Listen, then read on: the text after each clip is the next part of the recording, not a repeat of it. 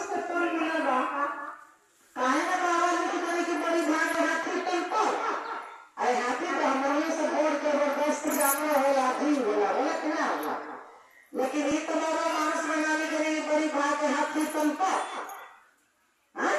लिखने के चाहिए वो नहीं लिखने की बड़ी भाग्य मानुष तल पर कि मनुष्य के जीवन बड़ी भाग्य से मिलेगा यानी 184 में बड़ा भ्रमण पड़ेगा तो जाके मनुष्य के जीवन में प्रयोग करे यानी बड़ी मेहनत पसीना पे पसीना करने के बाद पहले जीव कुछ जीव में परिवर्तित होला और कष्ट सहेला दुख सहेला तकलीफ के सहेला और भी भगवान के स्मरण स्तुति करेला और भगवान के मन खुश होला तो जीव के जल्दी से प्रमाण देते उनमें से निकाले करते उल्टा को पहुंचे भगवान के शरण में कभी नहीं जाला बतिया एक बार बहुत लोग देहात के लोग जब चर्चा चल बापू के स्टोर एजेंट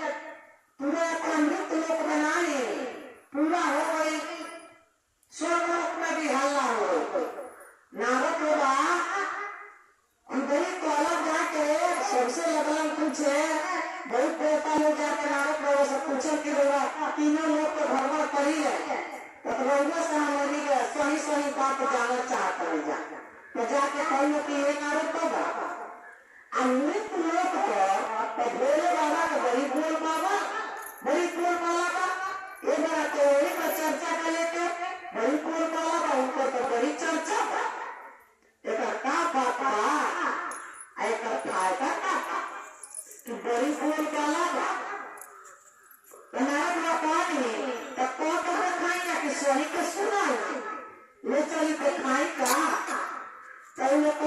कि मारा तुम बताइए भी तुम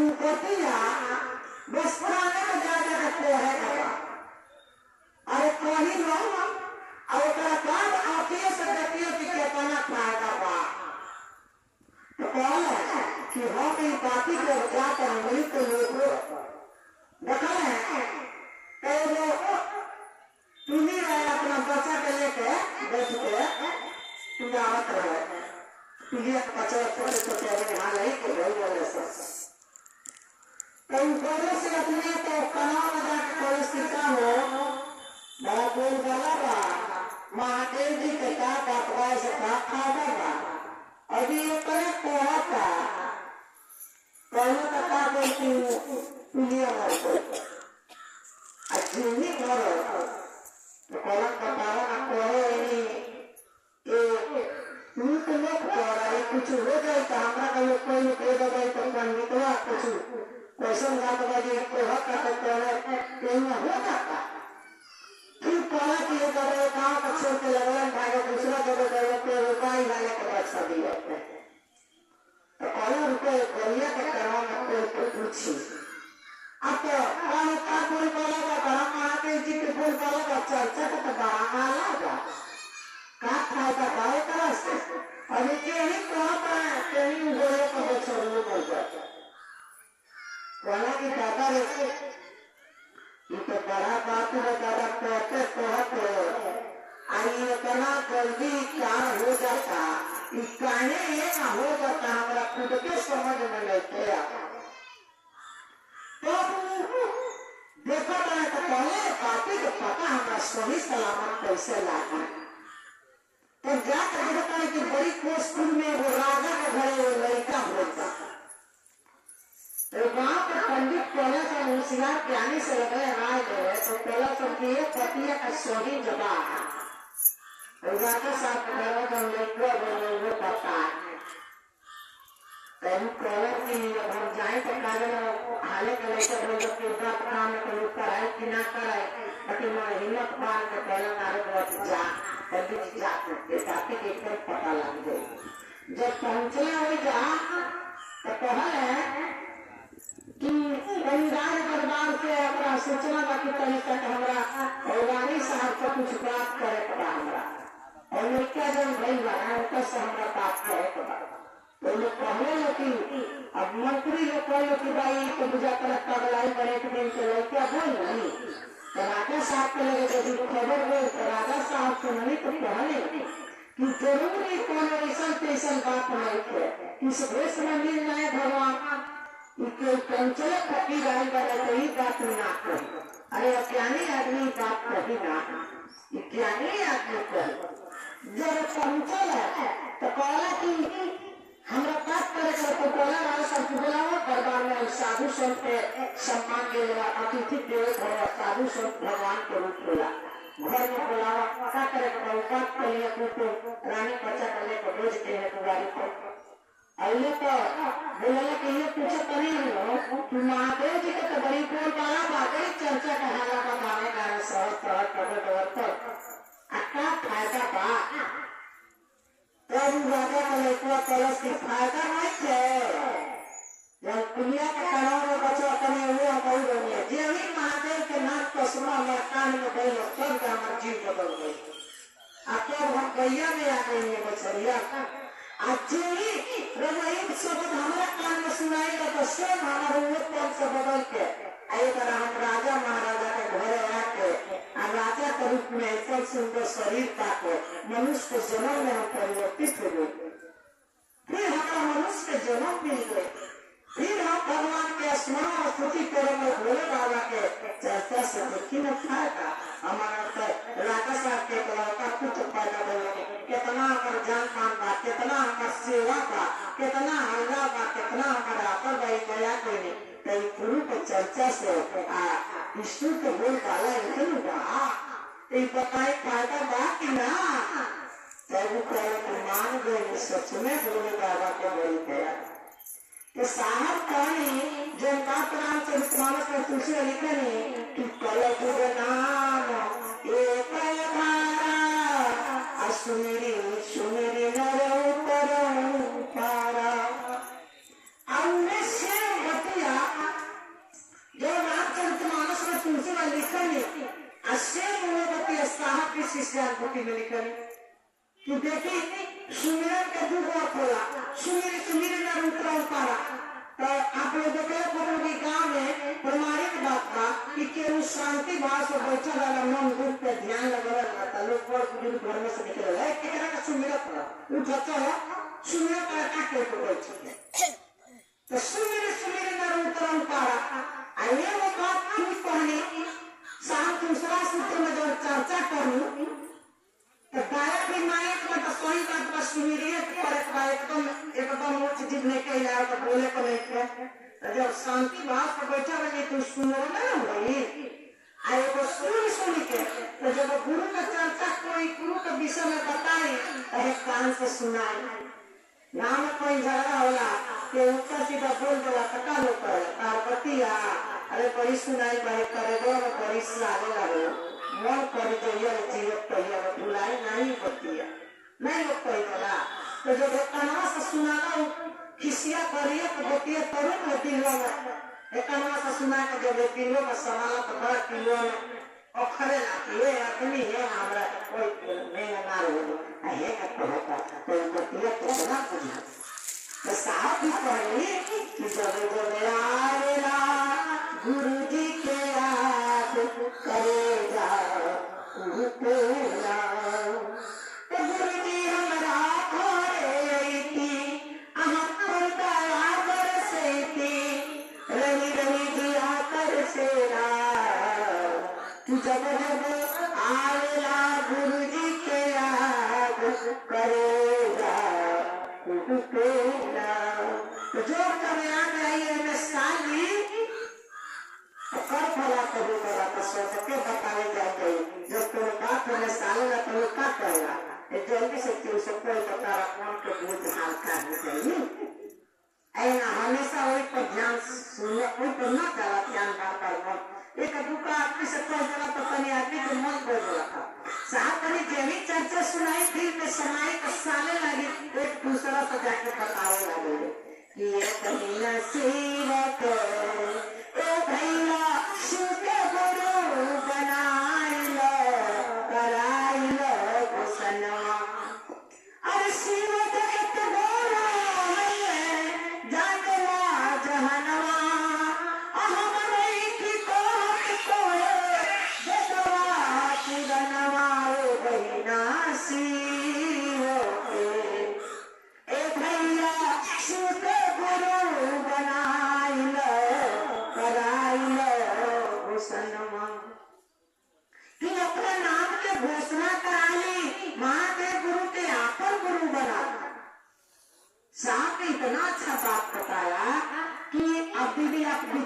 कहीं अगर पीने सूत्र पर बोला जाता बहुत घंटों घंटों के समय चाहिए, लेकिन मालिक गुरु का आज का मंच है, समय का बाधित है। देखिए दीदी सामने बड़ा अच्छा बात होता है, अगर एक एक शब्द आप सोचिए कि नाम का घोषणा का क्या बात है। आप देखिए गुरु का इतना महत्व हमने के साथ गुरु बनाने के बात करनी, जब तक आदमी गुरु से जुड़ा ना करला तो परमात्मा से जुड़ा ना हो। जब तुम कहे गाँव में वो पंडित जी की श्रीमद भागवत के कथा होता है, वो सोचले कि हम अपना घर बड़ ज्ञानी वो पंडित जी का जोधे से बोला कि अपना दरवाजा पर पहले कि हमारा श्रीमद भागवत की कथा सुनने के बाद बोले तो मोबाइल में सब व्यवस्था भई तो उनका घर एगो सुगा पोसले वाला पिंजरा में टंगे रहे दरवाजा के सामने। तो सुगा को सिखा हुआ सवेरे उठे तो राम राम राम राम सीताराम सीताराम। और जब पंडित जी के मंच आए आगे मंच ला कोई आ वही जब पंडित जी कथा का शुरू करें कहे लगला तो देखिए भगवान का नाम ही एक ऐसा चीज है कि राम से बड़ा राम का नाम है। जब आदमी भगवान का नाम लेता है तो हर बंधन से मुक्त हो जाता है। तो उसको जगह का सकता था बिल्कुल झूठ बोला था, एक झूठ बोल जाता है। एक कथा हो कहीं ना कहीं शुरू का बात का जिसके ऊपर दूसरे और कौन करे हम अपना गुरु जी जो हमारा पढ़ाई लिखे का मनुष्य ज्ञानी है, हम जा कहीं पर वहाँ का लग और वहाँ का बोला कर लिया बात को वहाँ का सही पता कर काहे ना कहता तो पहले के पंडित जी आए गुरु जी लोग मंचों पर बैठे करने रहूँगा उन्हें कुछ देखी जब तो मान कुछ कह जब मतलब कोई नहीं बोला पड़ा बात हम बैठो मंच पर तो लोग बैठना तो कहे कि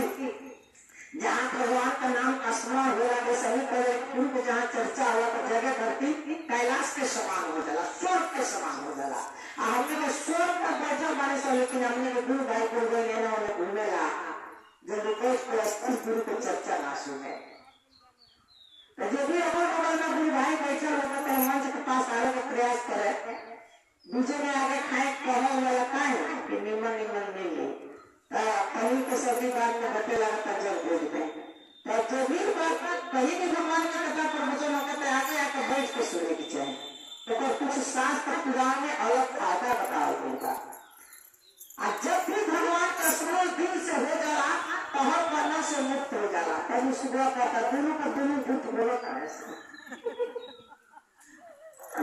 तभी लोग उत्तर होशियार रहता है, बाकी पर विचार के ज्ञानी गुरु रहना गलत है। घरदारी के हो सुबह का पिंजरा में सुनता है हमरा लोग नहीं करोगी तो पाप हम भागवत के कथा शुरू करो बोले बनाओ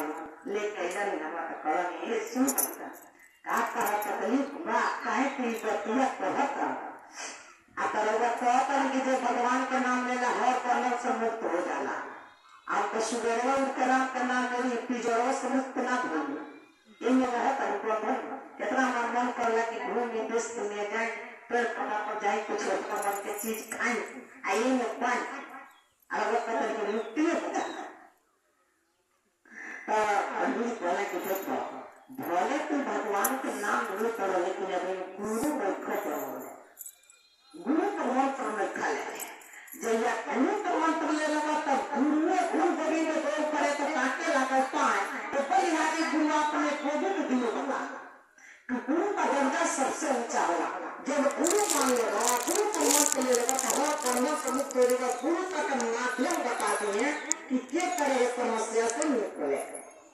तो गुरु को अपन नाम बताओ आयोगे हम तारा का सीख करे हमार मंत्र के लोग और बताओ गुरु का कपा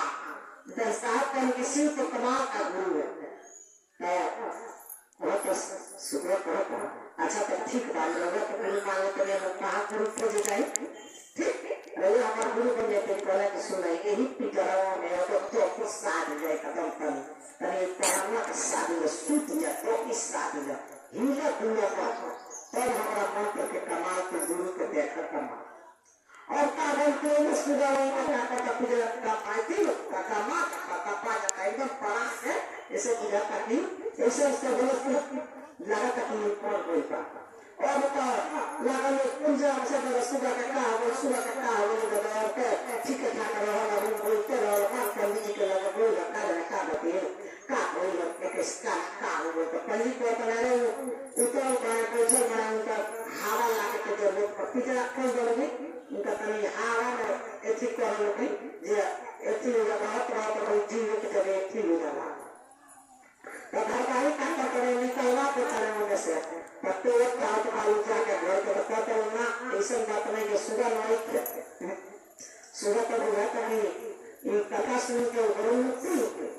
और वो तो बुझाता है या चल पड़ेगा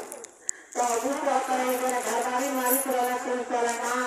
सुबह हमारा घर फसाए वाला सब सामान का तरह है ना मत किए एक कथा सुन के वाला ऐसे संग्राम में किसी ने वो क्लास संस्कार कई मनो माटी में जो हम को करोगे इन्हें मत किए मत घर को तरह सामान के करिए घर आगुन मत पे पहले ही रहे गुरु जी सिखावे रहे कि जो पूरा करने पर पूजा करने कार्य को पूर्ण करनी चाहिए आज तो हम तो रास्ता बने हुए तो लोगों को कोई होता और का करे लोग के तो कपड़ा पर कुछ पास लेके जो नहीं जा करो अभी तो कॉल ही रहा कि गुरु के नाम में वो शक्ति है तो मैंने कथा के शुरू कर रहा पंडित जी आप पहले देवी लेके गई हो पहले देरी होता आप लोग बैठिए कथा शुरू किया जाए समय हो गया है कथा का तो पहले कि जेही आदमी गुरु के संपर्क में गुरु मंत्र लेता है तो गुरु की इतनी असीम दया होती है कि आदमी हर बंधन से मुक्ति कर देता है गुरु में इतनी शक्ति गुरु मुक्ति और भक्ति का दाता है गुरु मुक्ति और भक्ति का मार्ग है और उनका दरवाजा हमेशा खुला रहता है जो भी जब मर्जी करो उनके पास चला जाता है फूल को सुबह उनके आराम से बंधन से मुक्त हो तो गुरु के इतना महत्व बा कि अगर हमने के गुरु के शरण में बाने सब तो गुरु एक पार लगेगा गुरु हर बंधन से सच में मुक्ति करेगा तो साहब करे के तो हमें के पूजा पाठ करता है कोनो देवता के नाम का स्मरण भले करता रहेगा लेकिन जब हमें के गुरु ना मान गई पहले हमने के पूजा के नाम लिए तो सही फायदा ना सदगुरु के ऊपर हमने के नाम नहीं काम का पहले हमारे काम कितने दिन में पड़ा वो सब फायदा लेकर एमएससी बीएससी कर हुआ अगर सीटे ना मिले तो कोई फायदा बा कोई जरूर कितना नौकरी खातिर चिल्लाए बीए कोई बात मास्टर लेके आओ तो हम कागज में देखो कि कितना डिग्री बा वही ना आके के कितना भी कोनो पूजा पद्धति भले करत रहिए सुबह करिए लेकिन जब तक ले गुरु ना बनाओ नहीं तो गुरु को हर बंधन से मुक्ति दिलाता है तो साहब ने कहा कि गुरु बनाना हमने के बिना गुरु के भवसागर से पार कर ले अब भवसागर के मालिक कौन भोला देखते अगर कहीं आप जाएंगे तो लिखा रहा मुक्ति धाम यानी मुक्ति आत्मा का तृप्ति और आत्मा का भी मुक्ति महादेव के दरबार में होगा दूसरा के लगे पावन लेके के जीव पे शिव में बिलीव करे शिव बाबा मानस में लिखे नहीं जब जीव पत्र शिवा यानी जीव ही शिव है और जब जीव शिव से ना मिले साहब ने कहा कि हम मरने के बाद उनसे मिलते हैं तो कभी का होगा कि गाँव में कोई प्रधान बा चाहे मुखिया बा कन्या बा जैसे कुछ काम बा कोई संपर्क ना करो एक बेर चल जाता है तो मोह मरवाओ तो कोई मन में का हो कभी कभी सलामी ना करेगा जरूरत पड़े बताए तो मोह लगाए प्रधान ने मोह लगा के उनका खाता खोलवा देगा अरे कभी जहाँ काल पढ़ने संपर्क रखा जाएगा तो कोनो भी काम जल्दी आसानी हो जाएगा साहब पढ़ी कि तो महादेव गुरु मरने के बाद तुलसी के पास जी को जाना है लेकिन पहले उनका नाम ना लिया जा सकता अरे तारा हमारा गायक का गोरखपुर सबे जानता कि चाहे बसों में देवू चाहे ट्रेन में देवू चाहे एसी में देवू चाहे जर्नल में देवू तो वही तो देवू सबके जाएगा भाई तो सबे जानता लेकिन जो रिजर्वेशन डब्बा में बढ़िया से जला वो जो जमीन में जला के बराबर जला कुछ का हालत निकलते जाला इस दुनिया के कितना सदाई शासक होला पर हो जाता पहुंचेला तो वो स्टेशन है तो सब को स्टेशन में पहुंचा लेकिन साहब पानी किया मर भी जाए तो जिम्मेदार है कहा ऐसा परत को दबाई लगी हुई ना आराम से चैन सुकून से जैसे ईजा बन जाएगी आत्मा भी सुकून से वो परमात्मा के दरबार में जा वो तना साझा करना चाह इसके दरबार में बैठ के आराम से जा करो को संपन्न तो इसने जाए करो के हिसाब से ई पल मिलेला केहू चलेगा पैदल केहू बीमार चलेगा कृष्ण के चर्चा में है सारा लोग जकरा गुरु से प्रेम नहीं के अपने में भुलाएगा माता की नगरी है सब लोग जात करती है सब कुछ लेके जाए नहीं सब कुछ वही तो नहीं तो मर्जी से वही लेकिन फिर भी तो करेगा बाकी ना भरोसा नहीं थे विश्वास नहीं थे और भोले दानी हो तो महादेव है उनके दरबार में कुछ के तो नहीं बाहो कहा ना मिली उनका दरबार में ऐसे दिन दयालु मेरे भोले झोली भर दे पल भर में अरे ब्रह्मा को वेद दे दिए अधिकारी अब विष्णु को सुदर्शन चक्र दिए लक्ष्मी जैसी सुंदर नारी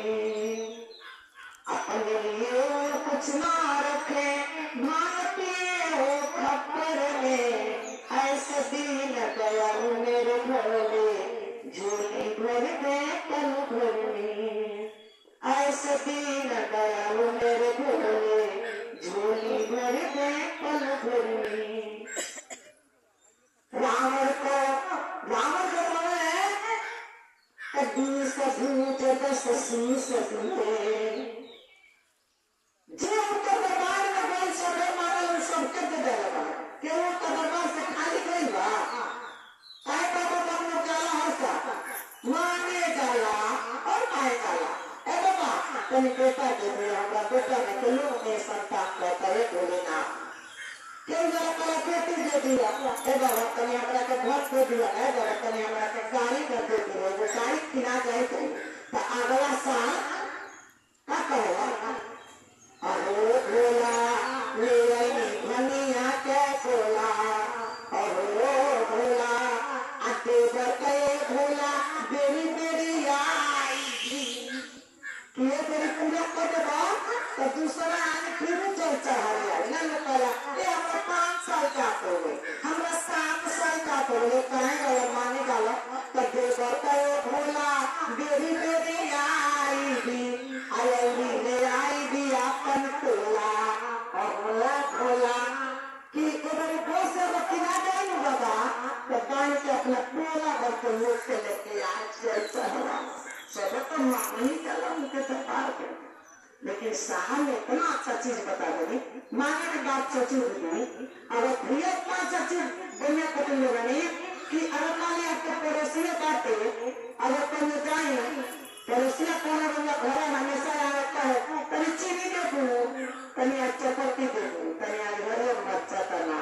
हमरा कजारी से नाई खोई अब दूसरा हर दुआ माने तब अच्छा लगे ना लगे भले दे दे लेकिन तो अपना ने कहां से देने के तरह पता पाका ला दे अरे कुछ न कुछ इतना खर्चे लगा था मैं करूंगा कि अपना जरूर गुस्सा वो है जरूर वही का वो परमात्मा है हम रोज हाथ पसार करा रोज मानत रहे भाई को सामने कहा है मांगने की चीज में मत मांगो एक काम में मत करो साफ करे कि तू काम मत करो रोज मांगे वाला बड़ी बड़ी उम्र के डाले थे वो खुद अविनाशी है अंतर्यामी गुरु है उम्र के बाद तुझे जान लेंगे गुरु माने रोटी मिले माने मिले मछली एक बार उनके आपन बना भैया आते के बड़ी दर्शनिया में जब साहब रहते हैं दर्शनिया में तो प्रिय से मिले दर्शनिया करूंगा। हम सोचने पहली बार कि चलिए दर्शनिया में पता लगे साहब का नहीं मुन्ना विश्वकर्मा से तो यहाँ पहली दीदी दर्शनिया में आई तो यहाँ पाई थी अरे अपने भोले बाबा के जल बिचार वाले के साहब से मुलाकात हुई। हम साहब वाले दर्शनिया को नहीं मिले भैया ने बड़ा अच्छा बात बताओ कि बार बार मांगना हुरियाला के क्या जरूरत बा। अरे एक बार अपन बना जहाँ एक बार अपन जो हो जाए भैया वो प्रमाण के कौन तुम्हें बता में स्त्री पुरुष से प्रेम हो जाता है वो लड़का लड़की से प्रेम हो जाता था कहता कार से मनवा हमारा कार से मनता है सगरी से मनता हमारा विकार का है तो तू हमारा बोलो तारा के अपन मन लगानी तो फिर बता जो बता अपना मन जो प्रेम हो जाता तुम अपना खेती बाड़ी में से आधा अपना लेकर बचा के अपना परिवार को चुप करना में लिख देता बैंक बैलेंस दे देता पैसा दे देता एटीएम दे देता लोग सब मनवाकर मान लेता सब कार्य में सब कुछ देता बिल कहे दे देता बिल मांगे दे देता भाई क्या है तू हमारा अपना पति के ही समझी जब आदमी कह देगा कि तू हमारा पति है शादी हो जाला जब तेरा गुरु तेरा अगर शिष्य बोल गए तो हमारा हो गए कि उनका शिष्य बोल गए हम तू माने चाहे अगर हम मान ले कि हमारा गुरु हो तो जिम्मेदारी हो जाए गुरु पे हमें चिंता नहीं उनकी न चिंता हमारी है जब हो गया अपना पति जब मान लिया तो क्या कर लगा तू चाहते हो कभी कभी उनका से कह लगा उनको जिम्मेदारी वो खिलाओ ठीक है काम अरे कहा जिम्मेदारी बाप और कपड़ा में कहे करना तो रोज सुनावत नहीं और सच में खुद के पड़े वाले लोग कि आज भोजन नहीं किया कपड़ा नहीं किया पढ़ाई नहीं किया सब व्यवस्था करे ला लोग ना लोग हुकूमत से कर लेते बात गई तक टीका लगा दे अच्छा छिड़क दे पहले तो हम आप हो गए अब हमारी जिम्मेदारी होगी साहब कहे कि जो ही हमको कहना कि हमने आपको गुरु मान लिया है सकार से है निराकार की वस्तु सकार ना होता तो निराकार ना होता है पूरा ही गुरु और हमने का सकार रूप को बताते जना कि तू निराकार प्रेम ब्रह्म हो तथा के जाने बिल्कुल से उनको सिर्फ अपना बताएंगे एक बार कोई भी लेके रहेगा हमारे अजय आकर उनके मांगे लेकर मांगला का जरूरत नहीं हाथ फंसा चाबियों के दिए 3 गो चाबी को नहीं मारा 3 सूत्र के अब 3 लोग के चाबी लगानी भाई कहो चाबी लगाओ जो इसको निकाल लिए देखा जाने का मालकी होती सामने कितना अच्छा बात बताया अगर दीदी इस पर बहुत चिंतन किया जाए कि कितना बढ़िया चीज ना तो बताओ कि मनसा वाचा कर्मला से कि जो बोला के आपन बनाने गई सबरी बोल रही भगवान के घर है वो बोल रही भगवान सबरी के घर खुद आएगा लोग पहले होते उनसे उनका हट गया तो हम बड़ी सुखी बने हमारा सब चीज भरल था नहीं माया में लोग लगताई रहेगा उतना होटल ना रहेगा दुख के बात ना करे तो चाहिए सबरी पिछला जन्म के राजा के रानी लोग बहुत राजा के पत्नी लोग तो वही राजा के साथ मतलब अपना पति के साथ प्रयाग में जब नहान करे तो जब देखले कि बहुत बहन जगह खूब गुरु की चर्चा होत रहे भोले बाबा का सब लोग कीर्तन भजन करत रहे भगवान राम के भजन होते रहे सब लोग राम राम राम राम कृष्ण कृष्ण करत रहे तो कहे कि कितना अच्छा लगता है जब भगवान के भजन होता है राजा साहब चलते तनी बैठ के सुन किया जाए हमारा मन करता है कि वो में बैठ के तनी हमारे मतलब भजन का आदि हमारा भगवान के खिला का तो उनका पति चलो छोट जातियों के काम हो जगह जगह ये सब काम करे हमें तो राजा महाराजा आदमी उन्हें कहीं जाए उन्हें कहीं जाए बैठे और उन्हें भगवान का नाम हो जाकर बैठ के जो पहले ये पुका कर राजा महाराजा होके और उन्होंने सभी अपना मन में पहले कि हे भगवान ऐसा ध्यान ऐसा सोहत हमारा करना चाहिए कि तारा से अलग कर हम ये चाहते हैं कि अगला जन्म में हमारा कभी पुरुष बनाइए कि हमको कोई ना पसंद करे तो सबसे छोट जात बनाइए कि कोई बैठ के तारा सुनो हम स्तुति करे आए ठाक बात हमारा करना चाहिए लेकिन हमारा तारा से प्रेम के चाहिए एक जमाना में जब उनको दूसरा जन्म दे भगवान उनको भूलने के जन्म देला भूलने पहले जात के में दूसरा के नीचे सबसे जात लोग पढ़ रहा और गांव में भी उनसे लोग संपर्क ना और उनके छोट जात इतना मन बिरादरी में चल गई आ कोनो खास उतना सुंदरता भी ना पड़ली, लेकिन उनके घर के माँ बाप भी सोचल कि क्यों तरह कोनो रूप से इनके भी शादी करके गांव से हटा दिए गए जल्दी से जल्दी। इनके पता चल गई तो इन जंगल में चल गई, कहली कि ना हमें माया में फंसे नहीं किया, हम अपना रात के पाए खातिर आए। और जंगल में जाके मातम ऋषि रहत रहे, उनके आश्रम में जाके उनके कुटिया के झाड़े पहाड़े लगे। तो इनके मन के अंदर के भाव मातम ऋषि जान गई। तो कहला ये सबरी बड़ा कहे लगे लगला तू भगवान के दर्शन से ही चाहता हूँ, पहले की हाँ हमरा राम जी से तनी दर्शन करा। तो यहाँ के कहा नहीं कि देखो भगवान से जरा प्रेम हो जाला तो कहीं जाए के ना पड़ेला, भगवान खुद आने के पड़ेला। कुछ दिन जब बीतल तो मातम ऋषि के सेहत खराब होने लगा,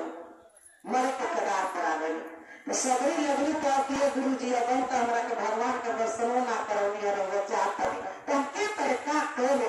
के तरह हमारा भगवान जी आए के तरह मुआ के देख के तो कहला कि देखा हमरा बाती पर भरोसा करके आई कुटिया छोड़ के इन हमारा आश्रम छोड़ के तू मत कहीं जाइए। भगवान खुद तारे दरवाजा पर कुटिया में आई है, तारा कहीं कोयला के जरूरत नहीं है। आई बात करके वो अपने आत्मा को त्याग दिया। जब माता ऋषि मर गया तब से कुटिया के कई हजार बरस से हम 6 महीना 2 महीना साल भर 3 साल में उतार जाता नहीं जाता। सबरी एकदम बूढ़ा हो गई, दिन जर्जर हो गई, चले के हिम्मत ना रहे। तब तक इंतजार करते रही अपना माता ऋषि के गुरु को बात पर विश्वास करके। जब वहाँ के कहले वाले कि राम जी आए तो वहाँ के आए, तब त्रेता युग आए, भगवान राम के अवतार हुए राजा दशरथ जी की नाम। राम जी के वनवास गई, जब सीता जी के रावण चुरा कर लेके चल गई तो राम लक्ष्मण घूमत रहे सीता जी के खोजते खोजते। तो वही समय सबरी कुटिया में भगवान राम अपने भाई लक्ष्मण के साथ पधारते। तो सबरी रोज कुटिया में झाड़ बहार फूल के बिछाए कि हमारा राम जी ने तो उनके पैर में कुछ बोले। जंगल में से जाके कंद मूल फल ले आए तो चीखे तो मीठ बन तो मीठ का जंगल तो घर वो दिन बैरिया तोड़ के ले आवेली तो मुँह में खा के चीखे बकवा से तो जो मीठ रहता है थरिया में खड़ा खट रहता है फिर तो कहीं हमारा राम जी खाए तो यहाँ मुँह खट हो गई। तो आज धैर्य रहो, आज जोहत रहो, हर दिन रहेगा नहीं हार। जब बिनाने से सांझ हो जाए तो फिर पटोर के सूत जाए। हर रोज के ऊपर ये काम है कि आज रहेगा नहीं हार, फूल सजा के फिर सूते। कई हजार परिस्थिति अखिया तरस गई तेरे दर्शन के। आज जब भी भगवान राम लक्ष्मण के साथ पढ़े तो सबरी के एकदम दिन जर्जर हो गए, बूढ़ा हो गई। अब तब देखनी गुरु जने के तो लगली मिले के सबरी झाझर हो गए, लगली भगवान राम के थे। भगवान राम पहले की आपके भोग लगाओ कतरिए बैरिया धैर्य बनी तो भगवान राम देख के अगर के लगली खाए पे तो बड़ी पीठ पा इनका लागत है कि हमारे कौशल्या माता अपना हाथ से हमारा का खीर किया होता है तो लागत है बड़ी अच्छा लागता। लेकिन लक्ष्मण जी देखने को पहले रहे पर पाप लागता बुझाता झूठा तो वहाँ के घिना लागल ना कहीं फेंक दे। आप भगवान राम देख लेंगे तो पहले की ना भक्त के अपमान ना करियो। प्रेम सबसे बड़ा चीज बोला तो एक बार जाकर संजीवनी बूटी हुई पर्वत पर पहले एक दिन तारा खाए पड़े कहे माता के तू अपमान कर माता सत्य सोया। अरे सबरी आप देखिए क्या कहना तू जो सबरी भगवान खुद दर्शन को ले बताए, लेकिन सबरी से केकरा बात पर भरोसा रहे अपना गुरु माता ऋषि के बात कि जब वहाँ के कोई कहे बनी तो जरूर हमारा लगे राम जी आए पहले भरोसा। हमारे के साहब हुए पतिया कहानी ये हमारे भाई हमारे बहन अपना नाम के घोषणा करा ले बोली। आज जब 3 सूत्र जोड़ कहले बानी ये सूत्र के अगर विधि विधान से नियम से पालन करबे होगी, सुबह उठ के रोज मन से दया मांगे होगी, दिन से चर्चा करबे होगी, नमः शिवाय से प्रणाम करबे होगी तो तहनो लोग के गुरु सिंह हो सकेले हो जाइए। सारी बात कहूँ कि तहनो लोग हो सकेले तो बातें पर कहने के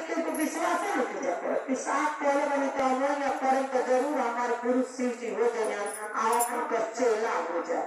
जब हमने तो दीदी माता ऋषि के बात पर सगरी भरोसा करी वही तो हमने तो भरोसा करके अपनी को सूत्र के पालन होना कोई नहीं तो हमने तो महादेव को चेला होकर गई की बत्तियां पसंद करेगी।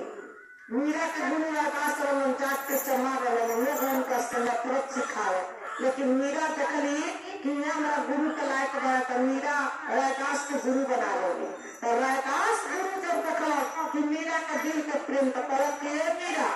मूर्ति से नहीं मूर्ति वाला से प्रेम करो। वो पीतल के इतना बड़ा भगवान कृष्ण के मूर्ति रहे वही के लेके मीरा घूमे। ऐसा ही बात है लिखो कि मीरा इतना प्रेम करी भगवान कृष्ण से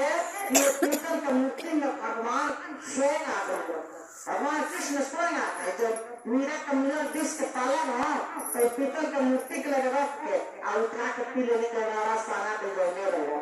तो विष अमृत हो गए और मीरा का कुछ ना हो। मीरा लास्ट में वो कृष्ण के मूर्ति में समाहित हुए। तो प्रेम कैसा करके के चाहिए तो जब जहिया हमने के वो करिया अपना साहब भी तो हमने की वो गुरु ही बने हुए तो हमने के मार्ग बताइए बनी कि महादेव गुरु है आप गुरु मानिए तो मानिए अपना दिल से तो प्रथम गुरु तो वही है हम लोग को बताने वाले। वेद शास्त्र में पहले लिखा बताने तो वेद शास्त्र से ना जानकारी वही मानी शास्त्र में बाकी शिव गुरु है वेद में भी बाकी शिव गुरु है पुराण में भी है शिव गुरु है मानस में भी बाबा ने लिखा कि शिव गुरु है तो हमें तो पहले वेद पढ़ने समय पुराण पढ़ने समय रामचरित मानस पढ़ने समय जननी सब कैसे साहब को बताते साहब ने आया और बताया कि शिव गुरु है आप शिव को गुरु मानिए। शास्त्र में बतिया लिखा बाबू शास्त्र खोल के बताए शास्त्र में जब शुरुआत शास्त्र मतलब शुरुआत शास्त्र से शुरुआत हुआ हमने के संस्कार उन्हीं समाज तो लिखा था कि ब्रह्मा विष्णु स्वयं आपस में तकरार करे लगे कि हम सृष्टि की रचना के लिए ब्रह्मा की खिसिया गई कल कि हम सृष्टि की रचना कर देंगे सबसे बड़ा हम भगवान विष्णु के लग जाकर चीरता विष्णु बाकी तो कहोगे तो हमने तुमको पैदा किया इतना बड़ा हम सृष्टि रच देंगे तू हमारा का प्रणाम करो। भगवान विष्णु कहने कि तू हमारा नाभि से भूल कर हमारा तो अभी कहला भगवान जब तुम जन अपना में तकरार करे लगे ब्रह्मा विष्णु हम करी हम करी वही का आंख के गोला शिवलिंग दूसरे में पैदा हो स्वयं शंभुनाथ जी पैदा हो गई। सीधे आंख के गोला सबसे बड़ा शिवलिंग खड़ा होकर खम्भा की तरफ ना कहला कि जब ब्रह्मा विष्णु कई करार शिव गुरु प्रमाणे से लिहनी अवतारो तरौरा हो अनुभव सागर के खेवैया अरवा जगले से पार हो नैया। जब ये आत्मा के शिव जाए गए तो पार हो सारे आत्मा के बनाए तब कही कि जे का पता लगाई तो सही बात कहाई सही माना नहीं कितने हो। ब्रह्मा जी हंस पर चल इतना करिए हंस पर चलिए ऊपर ऊपर जाए अब भगवान विष्णु बड़ा के रूप बोले सूर्य पर नीचे जाए लगे धरती में खोले करके कई हजार बरस बीत गए 20,000 बरस बीत गए खोदते खोदते नीचे पतरे डाला पाए भेद का पता कहाँ से लागे। आज जब लास्ट में ब्रह्मा जी थक गई तो बड़ी ऊपर जब मुझे लगी जाए लगी तो देखने में से केतकी के फूल आ रहे तो कहने की केतकी के फूल से सुना लो ये कहीं झूठी गवाही को हमारा तरफ से देख नहीं और तो हम थक गए पता लगा पाएगा लेकिन तू कहिए ना हमने चल नीचे ना तो भगवान विष्णु के सामने बस तारा मूड़ी हिलाते हुए कथा पहले कुछ दिन जो है वो कोई माता बैठेगी कॉलेज की गवाही ने हमारे साथ चलो खाली मूड़ी हिला रखा अब तुम मेरा करने के लिए भगवान विष्णु को पहले सुना हमने पता लगा दे एक स्तंभ के मैं कहीं कैसा हुई तो हम पता न लगा पाए अलग के तरफ पता लगा अपन लगा कर जब कुछ रहे हो गवाह करो तो केतनी भी कहली कि हाँ वही कैसे आवत उनके ऊपर से जब झूठ बोला अगर माता भी अगर मूड़ी हिला देने पहले भगवान शिव वाक्य बोला प्रभु वो शुभ काम से करिए तुम झूठ बोल रहे गौ माता का श्राप करने के कारण और पवित्र बात देखो मुझे गौ माता का कई पूजा पीछे से वाला पंछी का मुंह पकड़ पूजा ना हुआ वो भगवान शिव के श्रापित हो केतली के फूल को करेंगे सब फूल हमारा पर चढ़ी लेकिन झूठ बोलने के कारण पहाड़ फूल कभी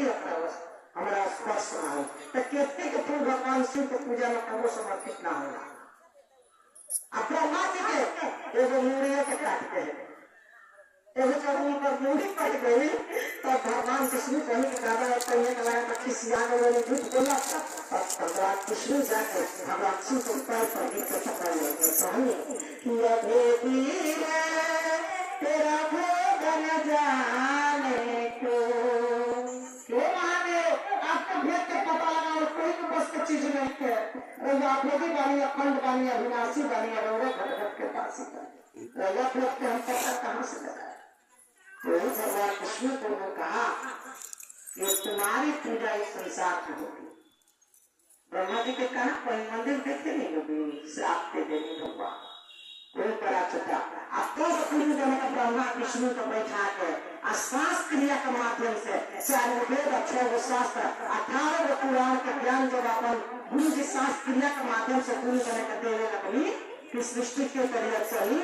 तो दुनिया ने हाथ जोड़ के कहो संभये गुरुवे नमः संभये गुरुवे नमः स्वयं भूमि से आने वाले हे प्रभु आप ही तो जगत के गुरु आप गुरु आप मनों के गुरु हैं इस बात करने कि ब्रह्मा विष्णु बोलो कि आप स्वयं गुरु हैं स्वयं से आने वाले आप स्वयं गुरु सब तरह गुरु नमः यानी स्वयं भूमि से आने वाले आप ही तो गुरु शास्त्र में बात के गुरु है ब्रह्मा विष्णु भी गुरु मान रहे अभी बात पुराण में भी और पुराण के भी तरफ जाए तो देखो कि उन्होंने भी लिखा था कि गंगा जी बड़े पेट से चली ब्रह्मा जी के कमंडल से कि चौतर बड़ा ले जाए तो सब धरती के दहा कहा गए लेकिन जब भगवान शिव के जटा में आके अजगा बोली तो खूब जोर लगाया खूब हिम्मत कर सकी निकल गई इनके जटा से लेकिन पस जटा से ना बोली कहते कि ये महादेव जी अरे रउआ तो हमारे कुर्बानी करता रउआ से बस के हमारा बस के नहीं कि रउआ से हम निकल पाए आपन गुरु मानो करे रउआ दया कृपा करे कि हम भागीरथी के पीछे जाए तब भगवान शिव को एक जटा से गंगा जी के कोई भागीरथी के पीछे पीछे जाएगा जहाँ भागीरथी गई कह जाएगा न मैंने कोई तो कोई कहा नहीं पड़ेगा तो भागीरथी के पीछे पीछे पीछे पीछे गई सबसे पहले भागीरथी कपिल मुनि के आश्रम पहुंचने जहाँ नासिक था उनके 60,000 पूर्वज मर रहे कपिल को मुक्ति दिला देंगे महादेव जी तो वो है महादेव जी के महीना का बखान का कोई नहीं हमने के कोना के मुनि पड़े वेद शास्त्र पुराण करत करत थक गए गुरुवर के गुरु कथा अनंता सब धरती कागज करे लेकिन सब कर रहा 7 समुद्र में करूँ तो गुरु लिखा गुरुवर के गुरु कथा तो महादेव के महीना का बखान छोड़ी को गई वेद शास्त्र करत करत थक गए लेकिन बात ये हकीकत बात प्रसार का करें कि शिव गुरु है उसको चाहिए हो बाकी आते के गुरु दुनिया में हलचल मचाए दियो रे हरिंदर जी महाराज शिव गुरु है बताए दियो रे हरिंदर जी महाराज बड़ी अच्छा बात सामने बताया थी चर्चा समय का रहा भैया लोग इशारा कर रहे हैं हमारे पूजन भाई बहना लोग हमारे व्यक्ति को सुकुर बहना गई वहां से करीब भजन सुनिए हमारे रौना से आएगा राजेश बाबू भाई अमत को सागर अमती भूजा परिपूर्ण भजन का है गुरु जी का बहना लोग को भजन सुनाते हैं राजेश भैया देखिए भैया नियम है कि सबके बकरा मिलने के चाहिए अगर हमारा चर्चा मिल गए तो भजन का भजन मिल जाए हम तो चर्चा में ही भजन गा देंगे तो एक आदमी के ही सबका नियम से भी काम करे हम के नियम से पालन ना कर ले तो कहीं भाई सब समझ स्वागत हमारा अपने बाबू भाई को बनेगा, चाहे साफ करें चाहे भजन के माध्यम से, चर्चा के माध्यम से। आप लोग को बताना है कि महादेव गुरु है।